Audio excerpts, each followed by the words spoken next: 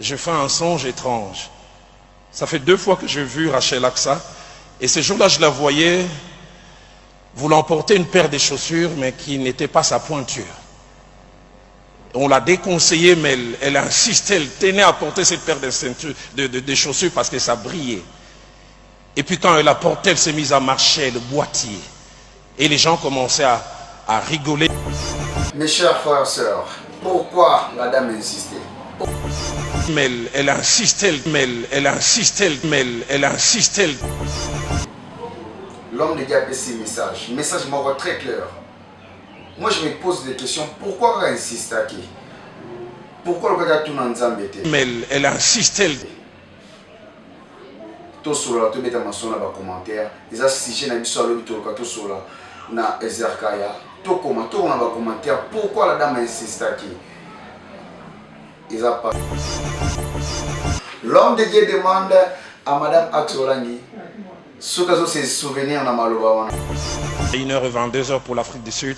Mais aux alentours de 4h de l'après-midi, 16h, elle est passée au bureau. Rachel Aksa, tu peux te souvenir? Ça me... Rachel Aksa, tu peux te souvenir? Ça me parle. Ah, mais ça fait pitié. Ils ont comme ça. Ils ont comme ça. Vraiment, cause un message, un grand message. Un grand message, Yaboye, qu'on négligeant. Je vis ça une nuit et j'ai par mon assistant demandé si elle pouvait demander à Rachel Aksa de me voir. Et j'ai toujours été touché parce que ce jour-là, elle voyageait le soir. Ce n'est pas donné à tout le monde.